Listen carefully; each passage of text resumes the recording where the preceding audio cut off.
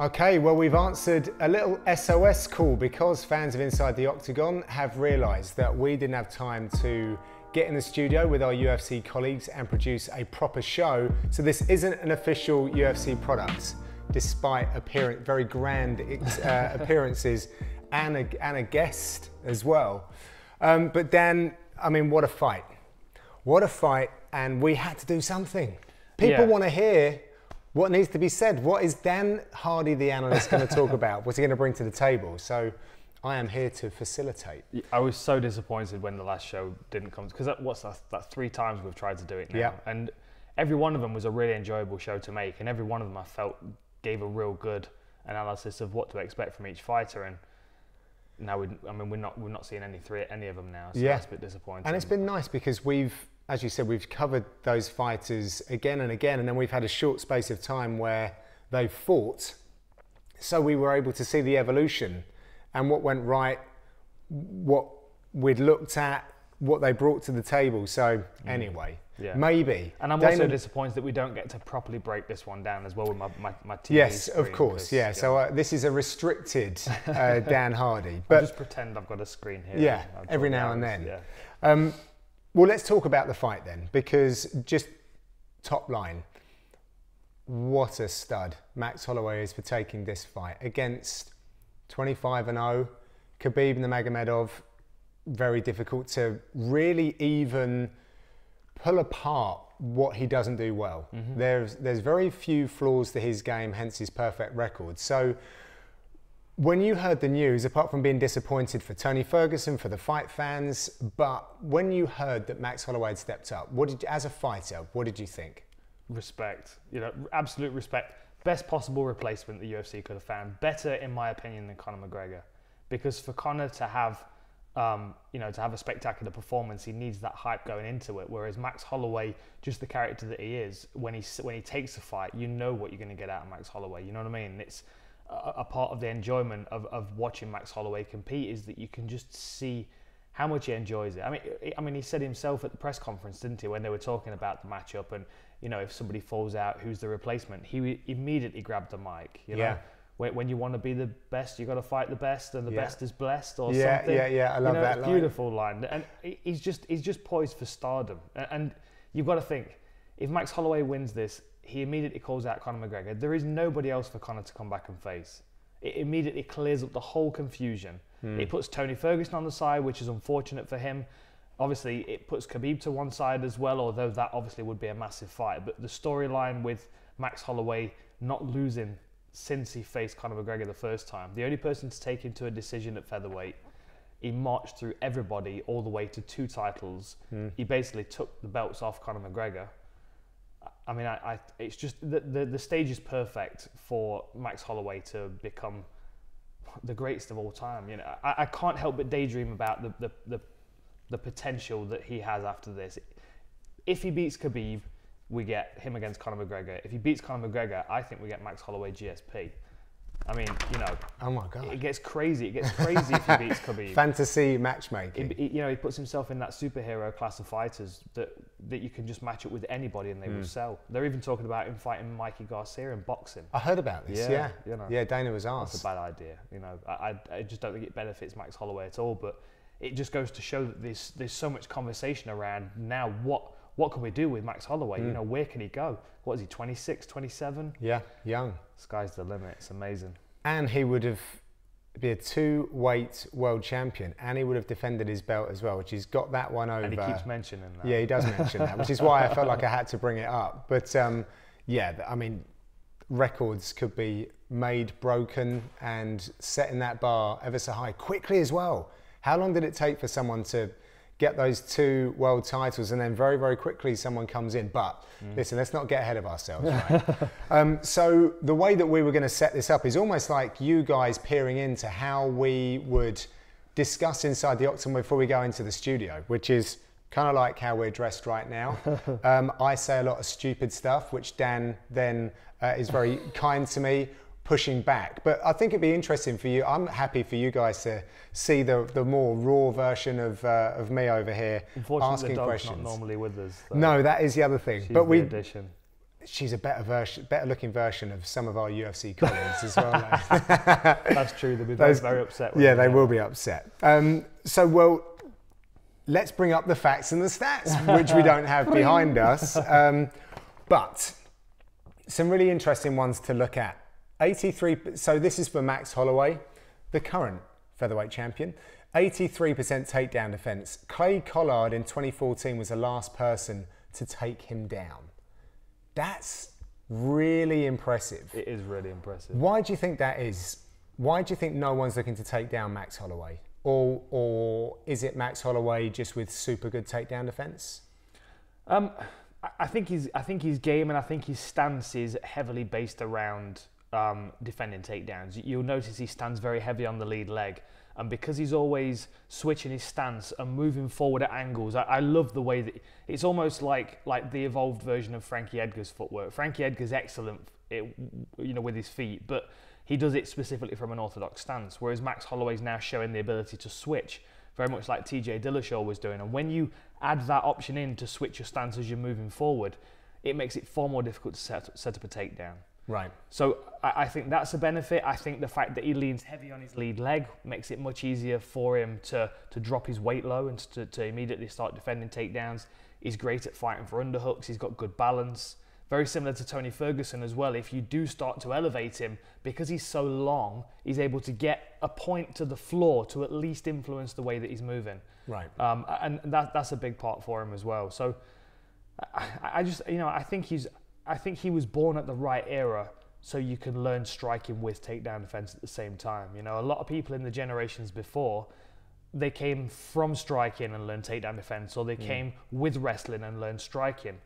Max Holloway really is one of those early generations of the real mixed martial artist. Yeah, and he has grown up before us. Such a young man, achieved so much already. 12-fight win streak, crackers. Last person to outstrike him was McGregor. Every person since Holloway has outstruck, sometimes almost like 2-1 as well, which is, so that just goes to show the kind of intensity that he comes with. Second most knockdowns landed in the featherweight division. By far the most significant strikes landed. He's got over 300 more strikes over Cub Swanson, who's been around for an age. Number one in strikes landed per minute as well. So everyone knows about that pressure that he brings. How key do you think that's going to be against Khabib? It's going to be massive, especially the longer the fight goes, because we've not seen a limit to Khabib's output. We've been able to see him dominate fights, but I think a lot of that is largely because he's had it his own way. There haven't been many times where someone's been able to trouble Khabib and put him in a situation where he has to adapt and be reactive. And that really is one of the most taxing things on your cardiovascular system when you're in there, is to have to make those adjustments and to have to engage muscles when you're not ready to. Like, with the style that he's got, you can imagine he can pretty much coast through that. And when he's got that technical ability and that foresight to be able to strip bases away before people start establishing them, it just allows him to stay ahead of the game. So it's quite an easy game plan for him. If he starts getting troubled by Max Holloway, that's when I start to think we'll see his cardio fade and we'll start to see him reaching and lunging. And that's where Max Holloway is really dangerous. And the output then will be, how many strikes can he hit Khabib with before Khabib closes the distance and he has to defend another takedown. High striking output's going to be key, because he's got to hit him as much as possible as he's covering distance. He's got to deter him from just crashing forward behind punches, which Edson Barbosa wasn't able to do. You watch the Edson Barbosa fight and it was a case of Khabib stepping out and going, okay, I'm going to eat some body kicks and some low kicks, but I need to stay close to him as possible to shut that down. Max Holloway's got better hands, so I would assume that it's going to be slightly easier. The downside is that he doesn't have the elbow game of Tony Ferguson, and that's where I was seeing Tony Ferguson with his biggest advantage. We're going to skip around here, but this is what we normally do when we prepare for these things. So in terms of game planning, Tony Ferguson and Max Holloway are in a very, very rough, rounded, sweeping statement, similar in the fact that they're very upright, straight posture strikers. Does that make it a little bit easier for Khabib in considering the offense of Max Holloway? Also, Max Holloway is going to be slightly smaller, not going to be carrying as much power to weight, and doesn't really have to consider the elbows as a fight finisher, in my opinion. Not necessarily, and not from what we've seen of Max Holloway's game so far. I mean, at the age that he's at, you've got to think that he's going to continue evolving. No doubt he was studying Tony Ferguson with the mind that if Khabib pulls out, he would step in against Ferguson. So one thing that he may have spotted is the effect that Tony Ferguson's had with elbows. I mean, particularly against Josh Thompson, who he made a real mess with. But that's something that would be easily implemented into Max Holloway's game because of the way he stands, being able to step in behind with elbows and just add that extra facet to his game, especially when he's fighting a guy like Khabib, who you can't really throw a great deal of kicks against. So, I mean, we're assuming that Max Holloway is going to show up as the best version of what we've already seen of him, and if that's the case, then no, he doesn't have an elbow game to compare to Ferguson. But so when this fight was changed, the first thing I did was I go, okay, I know Tony Ferguson fairly well because I've just researched him for the Inside the Octagon. I know Max Holloway because I've researched him several times for Inside the Octagon before, and because I'm a fan, I enjoy watching him fight. So if I compare those two, what fits, what's the same and what's different? So Max Holloway and Tony Ferguson are very unpredictable with their striking. For Tony Ferguson, it's not a thought-out process. He's in the moment. He reads what's happening with his opponent. He'll even be in the process of throwing something and stop, and then change his mind and actually decide to throw it. There's quite an awkwardness to his style, which catches people off guard. With Max Holloway, I would say he's a more disciplined and a more polished striker, but he's got a real wide variety of combinations that he can put together and a lot of different tools that he can draw from. And the reason why I think Max Holloway is probably a better striker overall, if I was trying to pick a better striker, I would say that that's because Max Holloway will have a thought process of, if I step this way, Khabib's going to do that, and I can expect him to do this when I do this. Tony Ferguson, I don't think he has that forward planning. And I think Max Holloway does, and I think that will be a benefit in creating space and setting traps for Khabib to walk into. So, Tony Ferguson, super creative, but very difficult to plan for because not even Tony perhaps knows what he's going to do. But at the same time, Max Holloway, for all of the years that he's been around, has developed a very good intelligence inside the octagon and is working with the same team who I believe strategically are making a lot of very, very good decisions. So maybe leaning on those guys and coming good with a decent game plan for Khabib in that case. I think so. I mean, he immediately mentioned that he would step in and take this fight against either guy. He's going to be very familiar with both of these guys because I think we'll see Max Holloway stepping up to a lightweight eventually anyway, and in soon enough terms that he would probably face Khabib or Ferguson or both when he does make that transition. So he's a student of the game. He's already watching these guys, and he's already. When I was fighting, this was something I couldn't help doing, and this is one of the reasons why I feel like my knowledge for the game has grown so quickly. Because when I was fighting and I was watching a UFC event, if I was watching somebody fight that was in my weight class or one up or one down, I would be watching that person like, how do I beat them? Right. And Max Holloway will be watching everybody within 15, 20 pounds of his weight going, how do I beat that person? Now, since I've taken myself out of the equation, I can see things a lot clearer and I can see the strengths and weaknesses of both fighters, whereas I was always a bit heavily influenced with my own ego when I was. Well, it's your own journey that you were on, and yeah, absolutely. But in Max Holloway's stage of his career, there's a benefit to that because he will be picking holes in Khabib's game for the past 3, 4, 5 years. Yeah, you know, and he's got some good fights to work from. I mean, the Michael Johnson fight was an excellent example of what you can expect from Khabib, and same with Edson Barbosa. There are things in both of those that he can be encouraged about when he watches. I think Max Holloway has all the tools. The only real unknown with this one is the fact that he's going up a weight class. Yeah. And he's taking it on short notice. Yeah, and George Lockhart has kind of gone out to the media and made a big deal about the cut. Let's not speculate about that. And before I forget to ask you this question, it's a phrase that you've used before. You've coined it from a very great man, the intercepting fist. Now, do you think that Max Holloway, coming up a weight class, let's assume that he's in the best physical condition, but he works super well behind his jab. But is that jab that work behind that lead hand enough to stop the very, very linear, powerful motion of Khabib? Is he just going to be able, is he just going to say, land it on my face? I'm going to put my face through your fist in order to get in on your hips and force you against the fence? Yeah. Very likely. Khabib fights like he's going to accept some shots on the way in. Exactly like I was talking about with the Edson Barbosa fight.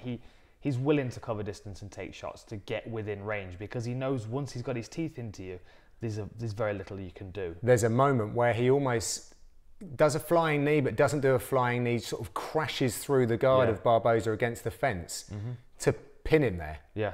And that's such a risky strategy.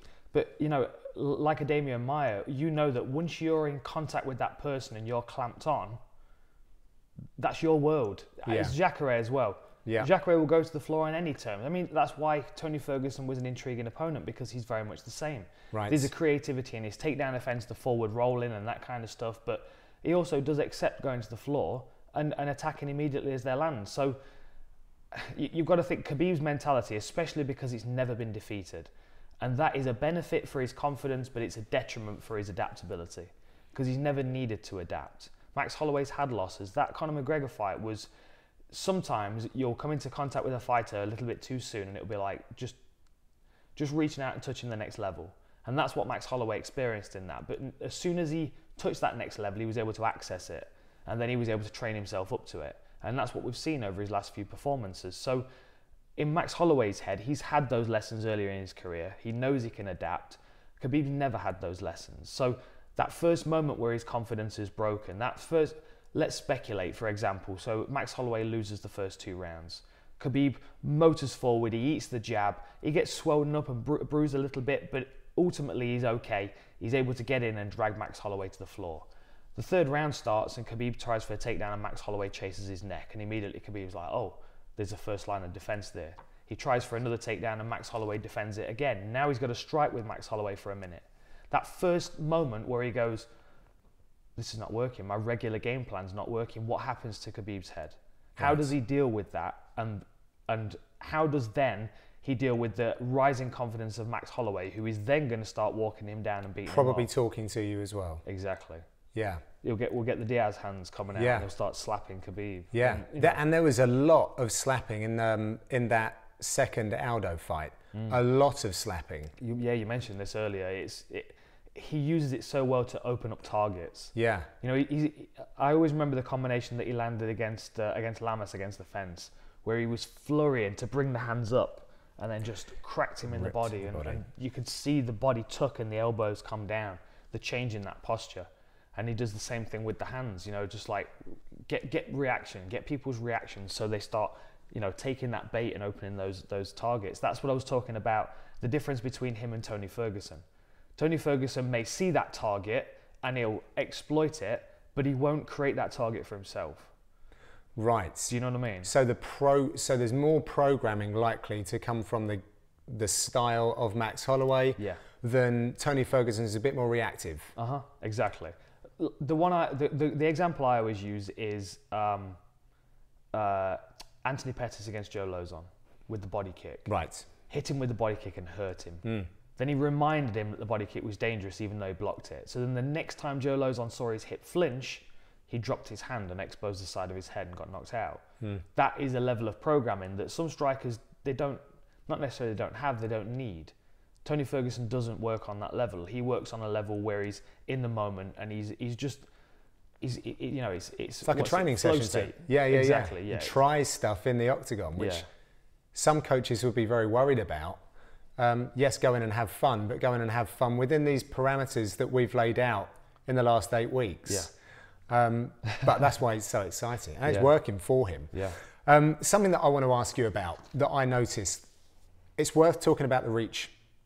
I think Holloway is an inch taller, but he's he's giving away 1 or 2 inches. I think it's 1 inch in arm span and maybe 2 inches in legs or something like that.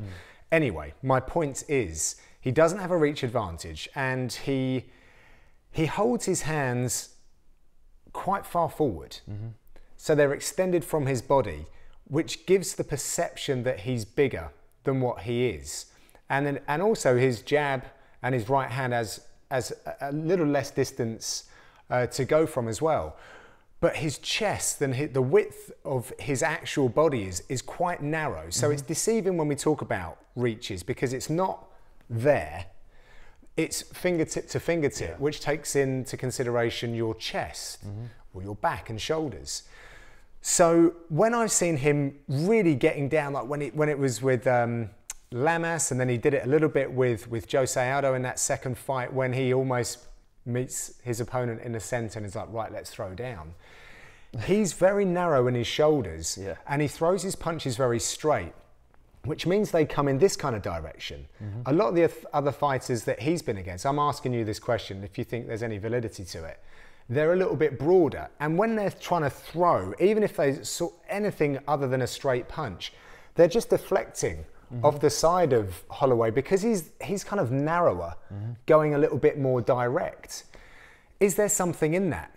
In that he's beating people to the punch, Conor does it very well. He makes himself look way bigger, but that again is something that Holloway's done. But he actually, it's like an arrow, he's kind of guiding everything through a much smaller space, and then people aren't getting to the target as well. Yeah, absolutely. And so, like, if you think of the shape of Holloway's body, he's very much kind of up and down. He's very, very rectangular. And we talk about reach and reach advantage, and we always assume that the person with the longer reach is the one with the advantage. And it's not always the case. It's about using that reach. And about how, I mean, you can have the shortest arms in the UFC, but if you can get clamped onto someone, that's like an advantage. Khabib, for example. Exactly. So when it comes to Max Holloway, a lot of the time he makes up for what would be conceived as perceived as a disadvantage in reach. He makes up for it with his footwork. He's very good at moving his feet in underneath himself as he's striking.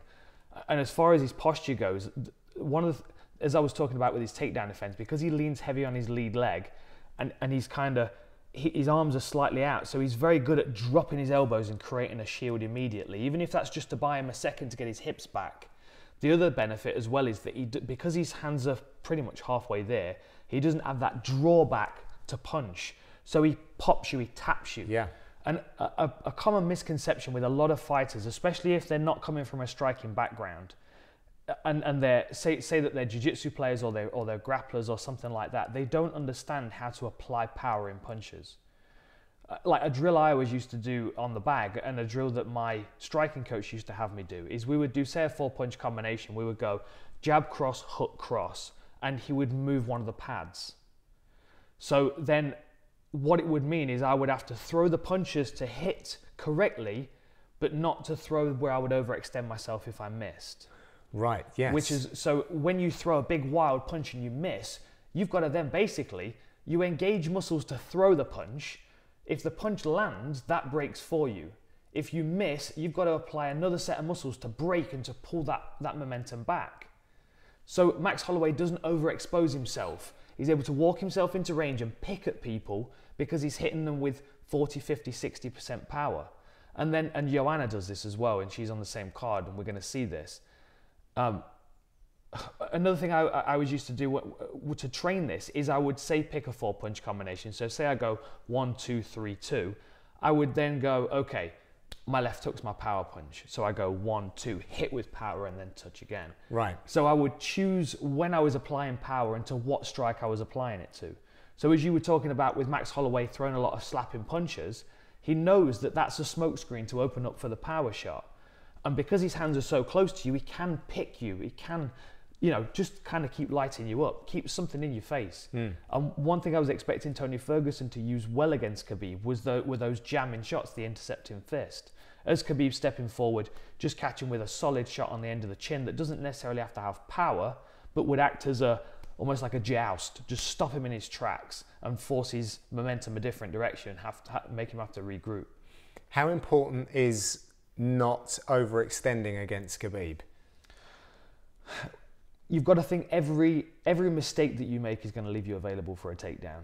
And it's much easier to keep space between you than to have to continually defend. Because when you're defending, he's winning, basically. I mean, you know, you're on the back foot. Even if he's in on your legs trying to take you down against the fence, he's dictating the pace of the fight. The whole octagon is behind him. So when you talk about octagon control, you know, you're losing on those scorecards as well. So I think footwork is going to be key. I also think, you know, application of power, so he's not really overswinging and overthrowing and trying to look for that knockout shot. I think even though he's coming in on short notice and the fight is up a weight class, I still think he will feel confident that his cardio will last the 25 minutes of hard fighting if he needs it. Yeah, and that's the thing, isn't it? It's having, will he have his own self-confidence that he's in good enough shape to perform like, you said it at the top, like the Max Holloway we know. What is that like as a fighter when, I'm sure you've taken fights short notice, and I mean, you're a knockout specialist. Holloway is a man that's got a lot of knockdowns and he can knock people out as well, but a very resilient, unbeaten fighter, proven unbeaten fighter as well, in, you know, right in the peak of his career. How do you know? With 6 days notice, how do you know where you're at? Do you have a good enough feeling about your body that you would know under those bright lights in Brooklyn main event whether you can hold good? How does he know, and will he know? I think he'll have a good idea of where he's at.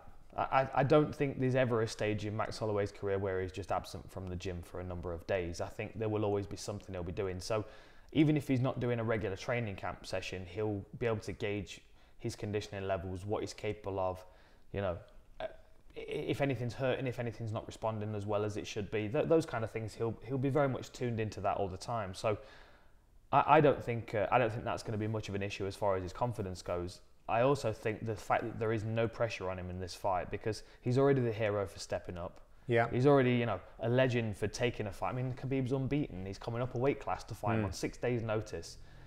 Even if he were to lose the fight, he goes back down to featherweight, he's still the champion, or he stays at lightweight and demands a rematch and probably gets it after a full training camp. Right. I think he's laughing this week. He's enjoying himself. He sees this as a bonus opportunity that's been presented to him. What an opportunity. I mean, you know, if we're talking about snakes and ladders, this jumps him up a few levels, yeah, and puts him in the bargaining seat then. Yeah. You know, and what I like about the fact that Max Holloway could potentially be in that position is that he's not going to hold the division hostage. He's not going to sit back and go, no, now you need to earn the place to fight me. He still wants to be in the mix, proving it. I respect that, and I think that streamlining the opportunities for McGregor makes it far easier to get him on a contract and back into the UFC. Couple more points on Max, and I think we need to talk about Khabib a little bit and some of his strategies. The ground game.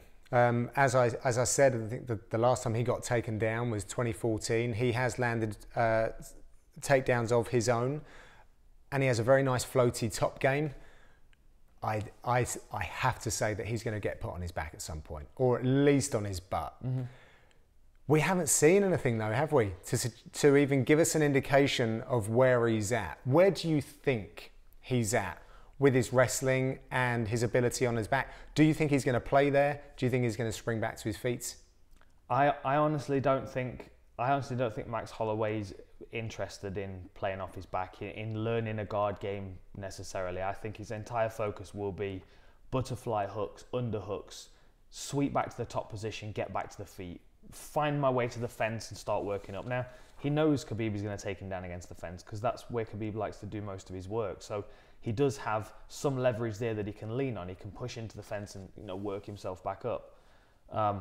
And you know, the other thing as well, we know Khabib's got a submission game, but he's not necessarily interested in jumping on stuff. So that's going to give Max a bit more courage just to explode and just to jump up and get out of a bad situation. Right.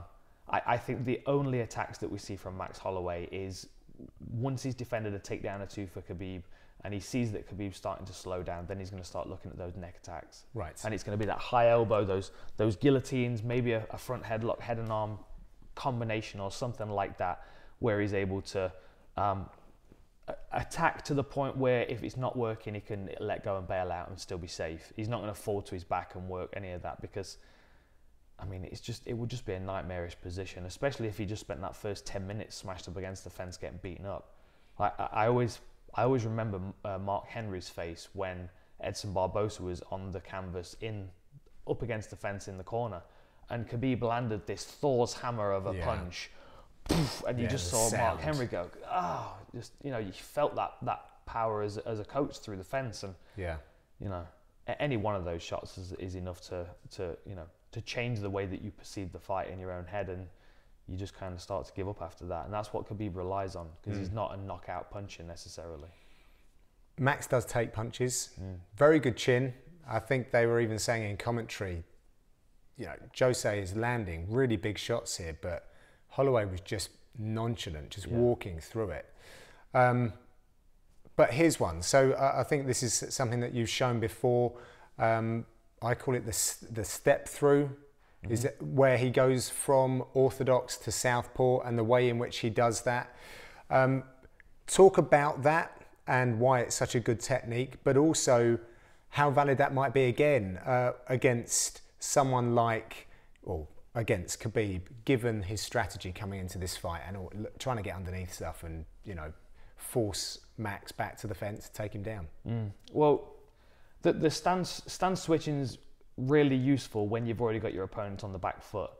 I don't necessarily think that Max is going to be trying to cover a great deal of distance in the early goings. I think he's going to try and use lateral movement and try and get Khabib to move into a range where he's already set him up for a shot.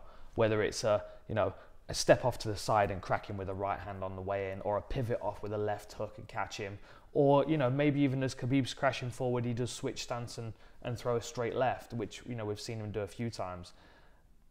A lot of the attacks that he uses when he's switching stances, he tends to move forward with them. You know what I mean? He tends to kind of strafe his opponent as he's moving forward and kind of almost windshield wiper them towards the fence.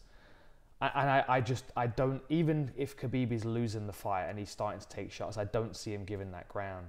I see him standing his ground and trying to clinch immediately, in which case Max Holloway then has to use that lateral movement to create space for Khabib. Right, because he's not going to be able to go. Exactly. Because there's going to be nowhere. He's just going to hit a brick wall. That's it. Okay. We've spoken about, I can't remember who it was we were talking about, but octagon control and the idea of the octagon control not necessarily being the person that's got the most octagon behind them and pushing their opponent back. I mean, it's not a game of King of the Hill, and the centre of the octagon is not where you win the fight. Not necessarily, you know. Like, one of the beautiful things about Wonderboy Thompson is the way that he makes people step onto the punches and kicks that he wants them to walk onto. I think it wasn't this fight, but is it Carlos Condit versus Diaz? Is it that kind of thing? Like, he controlled the octagon because he made his opponent do what he wanted to do, so that he could employ his game plan. Exactly that. Right. You create windows. You present a path for your opponent that they are only recognizing subconsciously.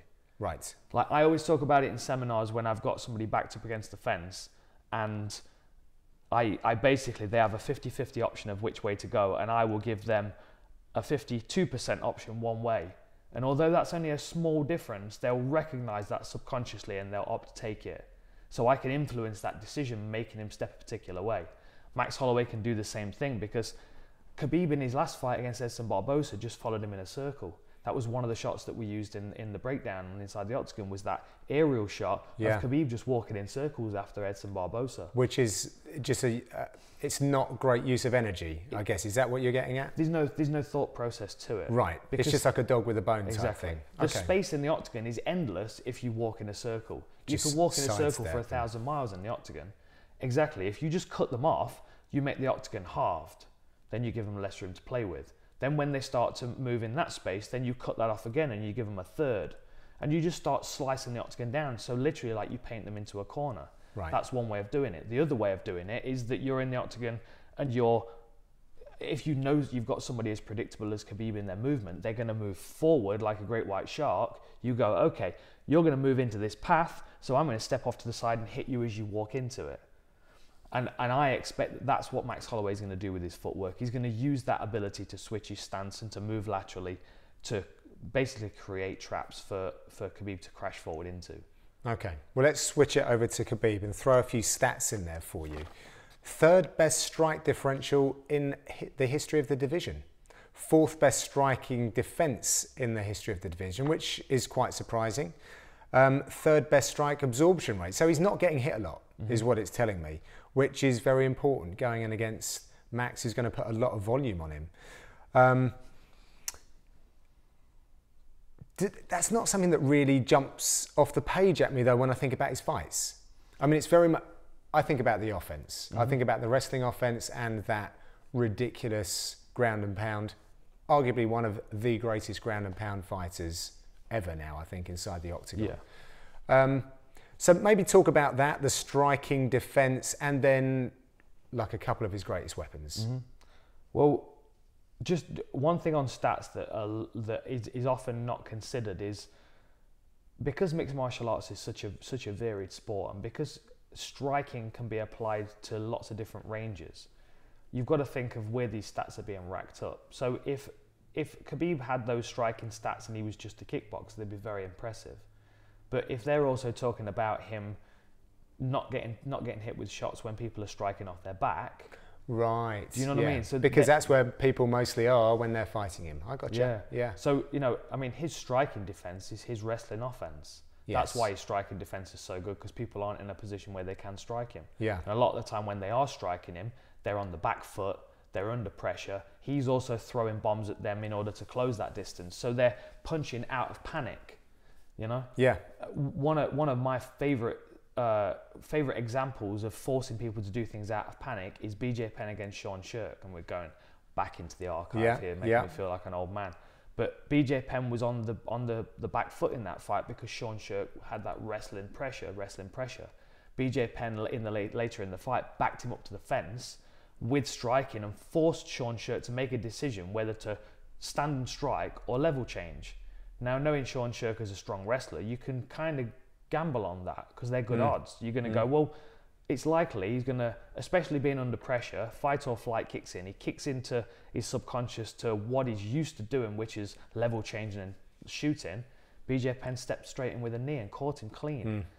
And it's that, it's a gambling game. We always talk about, it's high stakes chess. You can edge those bets though. You can go, well, it's most likely that he's going to level change under panic, so I can set him up for that. Same thing with Khabib. You know he's going to move forward, so you can set him up for that.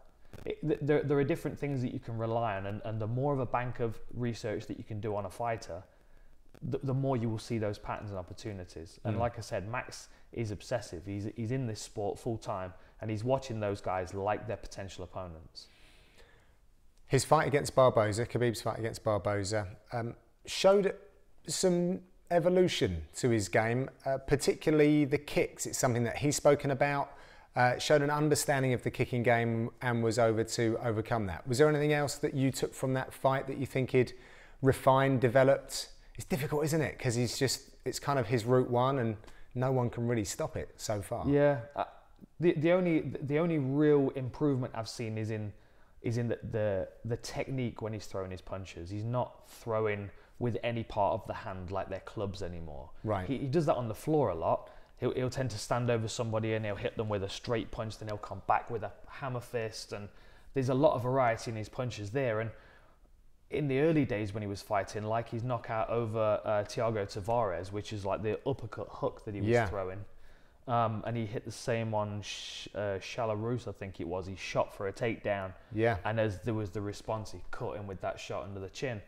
And he's still, but that's a developed, because we spoke about the development of his muscles, his shoulder, which he's got. I saw a picture of him when he was younger. He's had that his whole life. Yeah. It's mad, but he uses that. But what I'm getting at is he's knocking people out with that shot, and he still generates an incredible amount of power when he's tied people up and he's on one knee, and he's still able to use that shot. It kind of doesn't matter about the technique, does it? It's like just using your fist as a club. Yeah, exactly that. And it works really well for ground and pound, but because he didn't have the same refinement on in his kickboxing, he basically would use the same style of striking on the feet as he would on the floor. Right. So he would crash forward and club you with any part of his hand that he could. Yeah. And you can see that he's been working on his technical striking. You can see he's throwing punches cleaner now. He's coming over the top with some right hands. He's throwing some straight. So there has definitely been a change in that. I mean, we know he's got power in his hands. that punch in particular, the reason why I find that quite fascinating is because it looks like a hook when he throws it. The direction that it comes is like an uppercut, and it's as we were talking about the development of the front of his shoulders. You can see how that muscle mass supports that power. But another reason why it was so beneficial is because the same muscles that he uses to drive in his takedown are the same muscles that he uses to drive the power of the punch. Right. Because a lot of the time it was he would level change to attack, or he would level change to then come back up with the punch. Yeah. So he's using that spring in his legs, that power that he would use to drive a takedown, to then create power for the punch. Am I right in saying that you're in boxing, professional boxing, that would be an illegal shot? It's hard to see which part of the glove that it would be, but rabbit punches are obviously wrong. I'm not saying that Khabib is leaving the floor with it. You can't hit them with the back part of the fist. Yeah, but he's coming from this direction. It's a weird one, isn't it? It is a weird one. But you certainly wouldn't be training your boxer along that fine disciplinary line, would you? So he's definitely not traditionally Western boxing or even kickboxing trained. No. In that sense. Not at all. Not at all. I mean, he works a lot with Javier Mendez, don't he? And I know that Mendez has tightened up his striking. But how much can you tighten up Khabib's striking until somebody outstrikes him? Yeah. Until he comes into the gym and he goes, okay, I don't know what happened. I got tired, Max Holloway lit me up. I can see I need to get better at a couple of things. Right. That for me is the most interesting Khabib, because that's when he's coming back, having made some changes to his game. We've already seen that with Max Holloway. So, I mean, I know there's going to be more developments to his game, but the upward trajectory is not going to be quite the same as it would be for Khabib if he lost this weekend.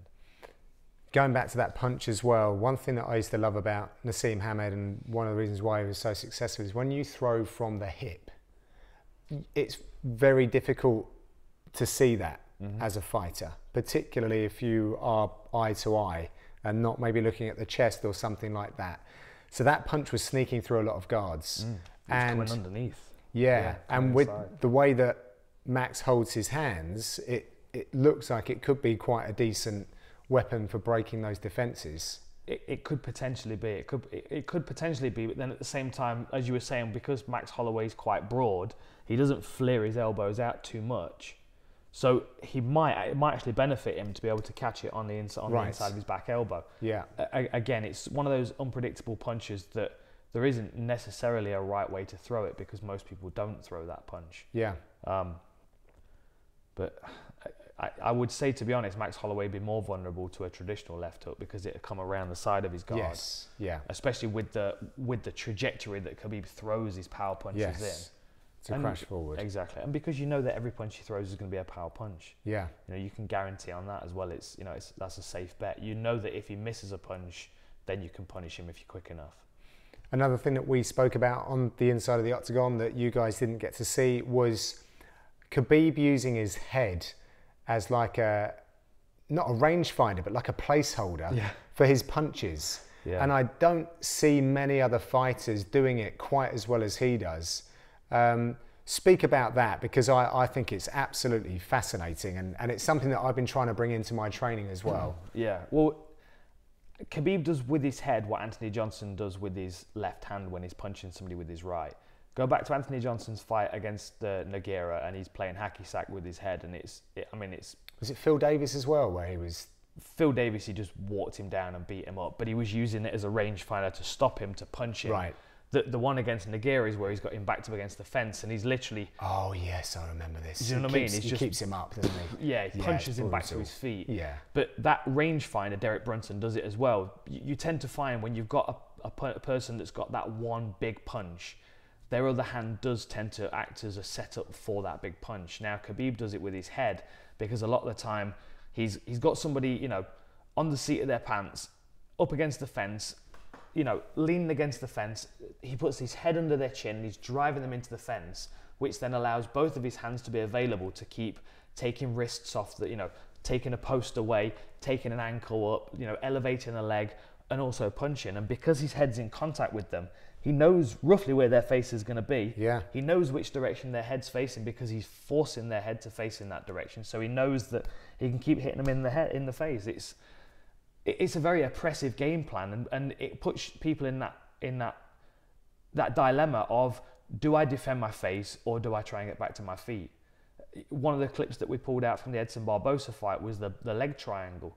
And Khabib locks the legs up. I mean, I shout Khabib time in the gym when I get somebody in that position now. It's one of my favourite positions. You triangle your legs around theirs, which then means that they can either defend their head or they can push on your legs to try and escape. And I mean, there's no win in that situation. Yeah. You've already lost because you're on the floor with Khabib on top of you. So it's a case of accepting getting punched in the face and trying not to take too many big shots before you get your legs free, or covering your head until Khabib maybe gives you an opportunity to free up. But he doesn't allow that opportunity, so that's where people get shut out. And that head position's so good because, and this is the bit that you added in the show, which I hadn't really thought about, he does it in such a way that he has his vision available to him to see all of these other opportunities going on, whether it be removing a post, him posting out, or whatever it might be.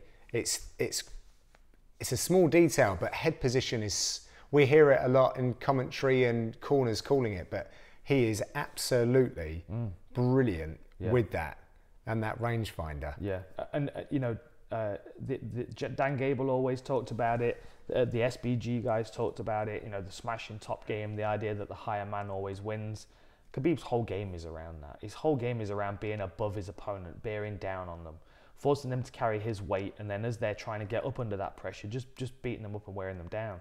And it's giving people those windows of opportunity to get partially back to their feet before you start punishing them and taking them back down. So it's not only a physical beatdown, but it's a psychological beatdown as well, because every time you reach a certain hurdle, which takes a massive amount of energy, if you can picture being in that position with Khabib on top of you, under the lights, under that pressure, especially if you've been building up for this for a few weeks. The benefit of Max Holloway is he's just stepping in on short notice, so he's not had this psychological wearing on him, over weeks. But just look at Edson Barbosa's face in that third round, and he's literally sat on the floor, head being driven into the fence by Khabib, who's just taking his wrists and ankles away from him, and you can just, on his face, he's just,